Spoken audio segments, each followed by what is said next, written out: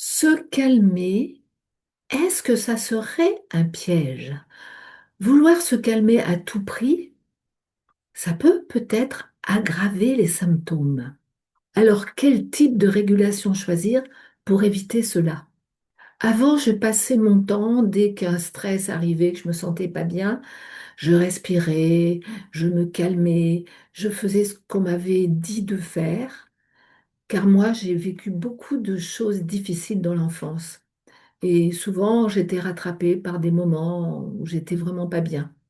Souvent, sur les réseaux sociaux, on lit qu'il faut faire des choses pour calmer son système nerveux.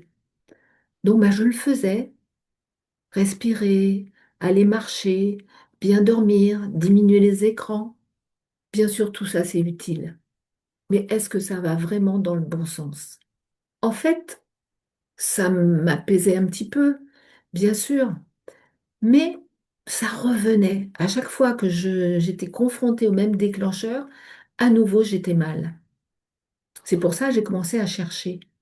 Je croyais calmer mes réactions archaïques de survie, je ne savais pas que c'était ça.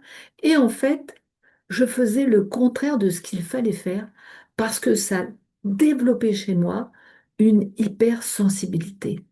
À vouloir me calmer à chaque fois, eh bien en fait, je me bloquais. Mon hypersensibilité était devenue de plus en plus importante. Je calmais ma colère, mais elle revenait sous différentes formes. Mais j'avais l'impression quand même que j'étais de plus en plus irritable. Ou parfois j'essayais de calmer mon ressenti de tristesse et de plus en plus j'avais envie de me replier sur moi. Je sentais que ce n'était pas la bonne voie. J'ai senti qu'il fallait faire autre chose et aller plus en profondeur. Parce que s'apaiser pour aller de mieux en mieux, ça devient parfois une information trompeuse quand elle est appliquée de façon systématique. Car oui, elle peut augmenter les symptômes. J'ai sombré dans des problèmes de santé pour lesquels je suis aujourd'hui guérie, mais ça m'a obligée à chercher, à mieux comprendre le cerveau, le système nerveux et tout ce qui tourne autour. Et j'ai découvert une façon naturelle de réguler son système nerveux. Cette façon est très intéressante quand on est activé en permanence dans une hypersensibilité, par exemple. Nous allons donc découvrir dans cette vidéo que vouloir calmer à tout prix son système nerveux peut devenir contre-productif, même un paradoxe. Vouloir faire taire ses sensations fait le contraire, c'est-à-dire que ça nous sensibilise au lieu de nous libérer. Et s'il était possible de mieux réguler son système nerveux sans y passer plus de 2 ou 3 minutes dans l'instant? Je viens vous parler de la méthode Reset Zéro Stress. Et je vous propose d'écouter le témoignage de Monica. J'avais fait une formation avec Emeline pour réguler les émotions et j'ai eu le plaisir d'utiliser cet outil. Et sur moi, elle a fonctionné super bien, tandis que je l'ai utilisé en vraiment un très peu de temps. Il y avait des émotions lourdes qui sont vraiment parties en douceur. Et ça marche super rapidement sur les adultes et sur les enfants aussi. Merci à Monica que j'avais formée à la méthode Reset Zéro Stress. Alors, dans cette vidéo, je vais vous présenter la méthode. D'abord, le paradoxe du calme. Comment calmer son système nerveux d'une certaine façon. Pour commencer, nous allons voir ce que c'est que la dérégulation du système nerveux et la sensibilisation suite à un stress, par exemple. Ensuite, nous allons voir le piège de l'hypervigilance, quand la solution trouvée est une partie du problème. Puis nous verrons que la sécurité et le silence, rechercher du silence, c'est-à-dire éviter les sensations, c'est pas forcément la bonne idée. Puis, je vous proposerai une nouvelle façon de faire, une nouvelle intention, une nouvelle posture. Nous verrons le rôle des sensations dans une régulation qui nous libère en profondeur.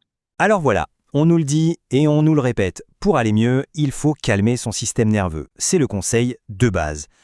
Sauf que, cette idée qui a l'air si simple, si évidente, eh bien, elle peut cacher un vrai paradoxe. Et ça nous amène à la question au cœur de toute cette discussion. Est-ce que, parfois, chercher à se calmer à tout prix, ça pourrait en fait aggraver les choses? C'est une question qui vient un peu bousculer une des idées les mieux installées dans le monde du bien-être. On les connaît par cœur, ces conseils, n'est-ce pas? Respirez profondément, détendez-vous, ralentissez un peu. Et attention, soyons bien clairs, ces conseils sont souvent excellents. Évidemment qu'un corps qui sait revenir au calme, c'est un atout énorme pour la digestion, le sommeil, l'énergie. Ça, personne ne va le remettre en question. Sauf que, voilà le hic. Pour certaines personnes, en particulier celles qui vivent avec une anxiété chronique ou des symptômes persistants, eh bien, cette stratégie de se calmer à tout prix peut devenir un piège. C'est contre-intuitif, mais ça peut carrément entretenir le problème qu'on essaye de régler. Bon, alors pour comprendre comment on en arrive là, il faut absolument qu'on fasse la différence entre deux concepts qu'on mélange tout le temps. D'un côté, la dérégulation et de l'autre, la sensibilisation. C'est la clé pour tout comprendre. Allez, on regarde ça de plus près. Ok, donc c'est super important de bien saisir la différence. La dérégulation, c'est quand le système a du mal à redescendre après avoir été activé, après un stress. Le problème, c'est la récupération. Mais la sensibilisation, c'est tout autre chose. Là, le problème, c'est que l'alarme se déclenche beaucoup trop facilement. C'est pas la sirène le souci, c'est le détecteur qui est réglé beaucoup trop sensible. Et c'est là précisément que tout le paradoxe se joue. Si on passe son temps à essayer de couper la sirène, avec de la respiration, de la relaxation, peu importe, on ne touche jamais au vrai problème, le détecteur. On s'acharne sur le bruit, mais on ne fait rien pour recalibrer le mécanisme qui le déclenche. On reste en surface. Et là, sans s'en rendre compte, on met le doigt dans un engrenage. Un cercle vicieux vraiment sournois. Celui de l'hypervigilance. C'est le moment où la solution qu'on pensait avoir trouvée devient elle-même une partie du problème. Parce que qu'est-ce que le cerveau comprend dans cette histoire? Chaque fois qu'on se précipite pour faire taire une sensation, il reçoit un message très clair en lettres capitales.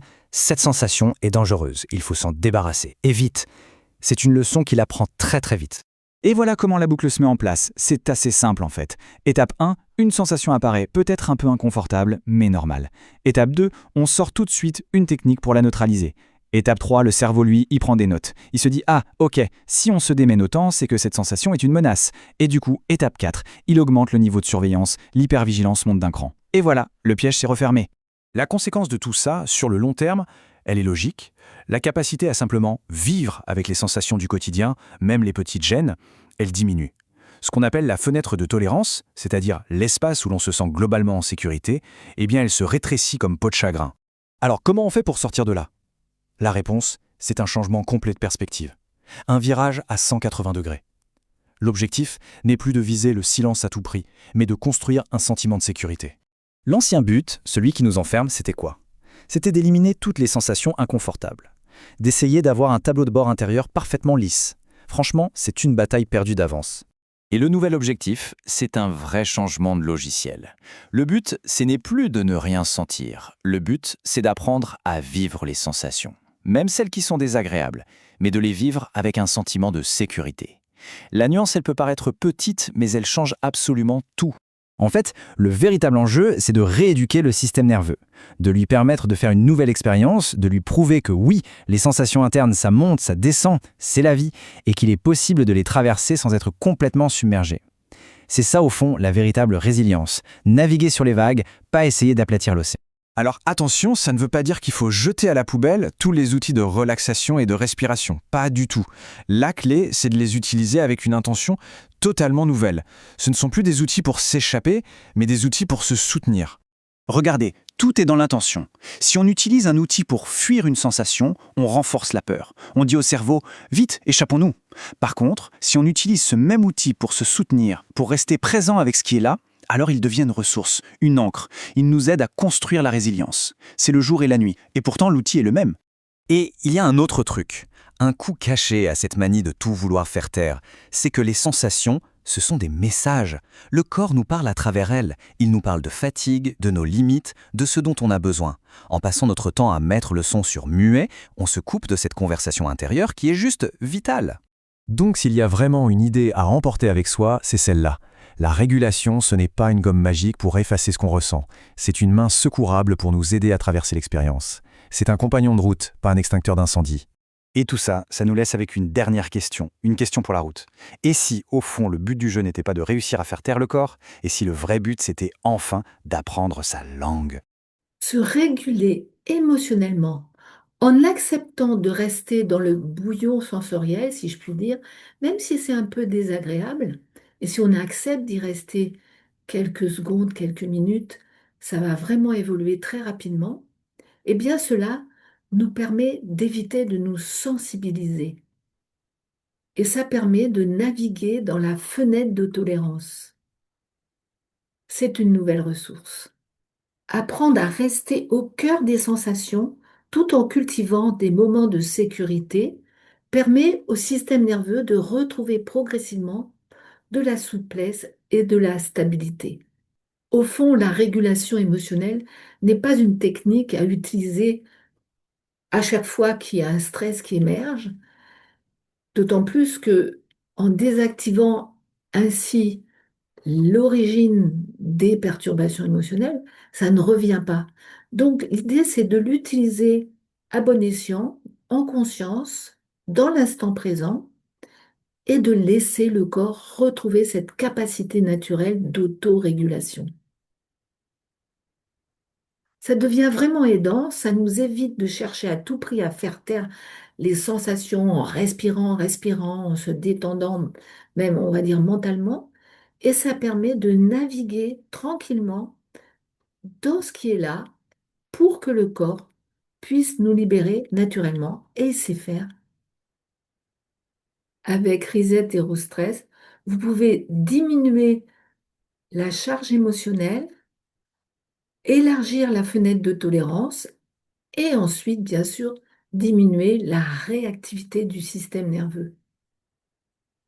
Avec Reset Zero Stress, vous retrouvez une relation plus sûre, plus souple avec les sensations afin que le système nerveux puisse peu à peu sortir de la sensibilisation et retrouver son équilibre. Vous vous demandez si je peux éventuellement vous accompagner. Eh bien, je vous propose d'en parler à l'occasion d'un entretien. Vous pouvez réserver un moment en cliquant sur le lien dans la description et à cette occasion, je vous offrirai un bilan émotionnel